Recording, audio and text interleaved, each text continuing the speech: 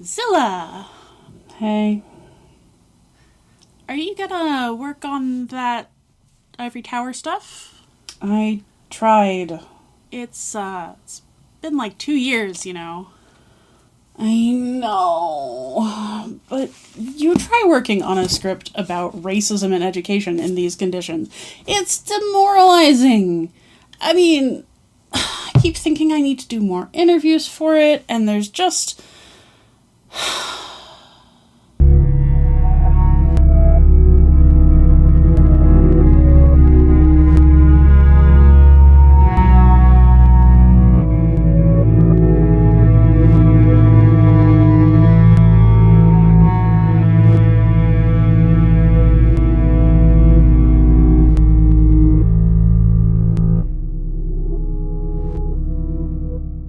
So now we have to talk about how everything has changed.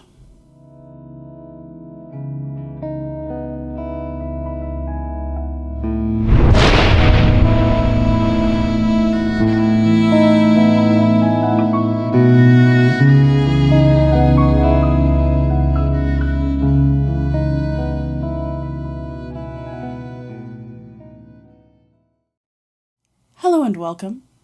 I'm Zylla, and this is my Athenaeum. And today we return to the Ivory Tower series about education in the US. And this part 4, has been completely derailed by the intervening time. This was supposed to be the section on racism in education. And believe me, that is a whopper of a topic. There's so much to discuss, and so much to unpack, that it was taking me ages to write. And then Trump got reelected. I spoke last time about his previous pick for Secretary of Education, Betsy DeVos, and how she was chosen in order to destroy public education. Well, Linda McMahon is not better. But more than that, this time Trump came in openly saying he had a goal to destroy the Department of Education.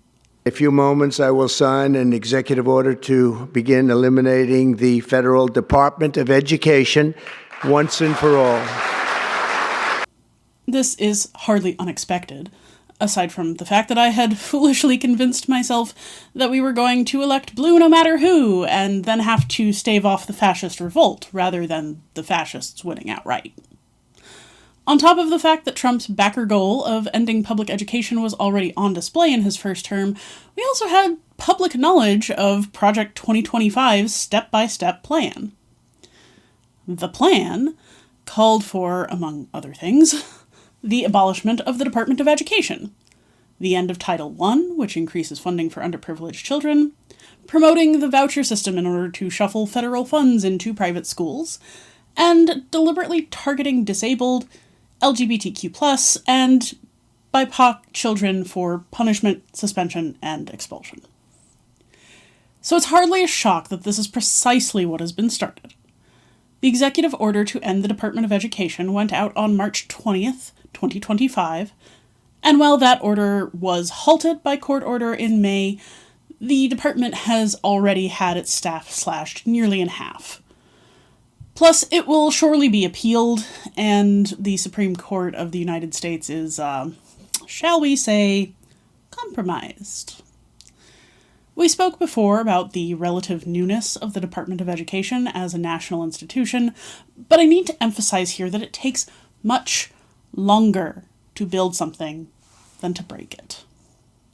In the half-century that the DOE was working to improve education across the US, it had done an enormous amount of good, providing roughly a tenth of schools' funds across the country, helping to develop standards that elevated the curricula out of the worst areas, imposing equitable rules about admissions and infrastructure and more.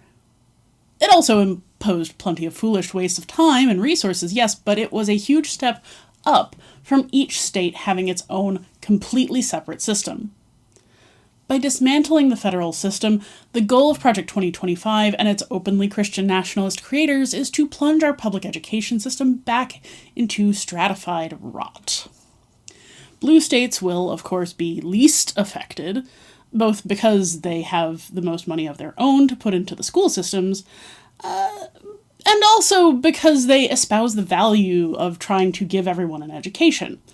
as opposed to the parts of the country that not only lose the most by dropping federal funding, but are also increasingly headed by people who want children to go back to being unpaid labor and the silent property of their parents. It's not just Department of Education funding that is under attack here, of course. It's also anything that can be loosely associated with DEI or CRT, which have both been deliberately obfuscated well beyond their original meanings in a sort of whatever we don't like sort of way by those in power. Both these terms were targeted by Chris Rufo, a far-right talking head, and used to drain power and money away from any forces working towards the betterment of education. So any programs that had been using DEI-specific funding or grants, and any school initiatives that promoted diversity of any kind, are now not only mostly cut, but also being used as a lever against the communities that were promoting them. And this dovetails with the flood of discriminatory policies against marginalized children and adults, in line with the 1776 Project's attempt to completely rewrite U.S. history. Trump's White House has advanced dozens of small initiatives to undermine any smear on our national heroes, at least the white male ones. He has demanded the Smithsonian remove references to American chattel slavery, taken down images of black or female figures from public monuments, and even partnered with PragerU directly to make a learning experience that whitewashes the Founding Fathers and neatly elides any Founding Mothers. He also put out an executive order directly denying the existence of trans or even intersex people. All language related to sexual or gender discrimination, really anything Project 2025 declared woke, has been scrubbed from federal documents, and Title IX protection against discrimination based on sexuality or gender has been revoked. Oh, and those cuts to DOE, IDEA was one of the first things to go. And of course, where Trumperdink leads, many red states and towns follow suit. As of time of writing, there are 169 anti-trans bills in the states focused on education alone, and Wisconsin just recently passed a bill that allows individual school boards to simply reject changing a student's name or pronouns. And then there's ICE, the new secret police, armed and unaccountable and rampaging through our cities and towns. Not only are they making it unsafe for adults who seem anything other than straight, white, and compliant, they're also terrorizing children. Officially, ICE considers K-12 schools off-limits, but one look at the news will tell you that this isn't exactly reality. These thugs kidnapped Liam Conejo Ramos on his walk home from school, and they've snatched 2 other children from the same school. These aren't isolated incidents. How well do you think any child is learning knowing that they might be stolen away, that their parents might be killed for trying to protect them, and that the government will play pretend that it was all your fault? But what we've noticed in the last school year is a sharp increase in students missing school because they are afraid. Right? Like when we talk to families, when we talk to students, they are no longer viewing schools as safe spaces. And when we push for additional information, we get some of the typical concerns, right? Violence in the area and things like that. But increasingly what we're hearing from children is that they are scared of ICE. And some of them are not scared of ICE for themselves, right? A lot of them, I'm constantly stunned by the age at which these children are already sort of needing to look outside themselves in a way I wouldn't say feels developmentally fair to them. But we're increasingly hearing from students that one of the reasons they're not coming to school is not necessarily because they're worried about being taken by ICE, but that a family member, a loved one, a caretaker is going to come and pick them up from school and be taken by ICE. And of course, how could I forget? There is the deliberate insertion of Christianity into the classroom. I've mentioned before that there is a traditional separation in public schools between church and state, but this has been under attack by the fascist right for a while, and Trump's government is not against helping it along. New guidance from the same month I write this says that the teachers and administrators can pray with their students and carefully eschews any language keeping them from preaching their religion on campus. In the last year, we've seen Louisiana force the Ten Commandments into classrooms, Texas push biblical studies curriculum into public language arts courses, and much more. Let me emphasize again, this is deliberate. This is start to finish a plan by fascists and Christian nationalists and people too wealthy to relate to the rest of humanity, and the plan is to destroy public education in order to keep people poor, uninformed, and compliant. That's not a conspiracy theory, and it's not a secret. We have them on record saying it outright over and over and over again. I love the poorly educated. Up until now, despite the namesake of this video series, I've kept to discussions of K-12 education. But in discussing the ways that recent political changes have affected US schools, I can't leave off how this is all affecting our university system. The right wing in general has been targeting our universities for years now as liberal sources of corruption and thought crime.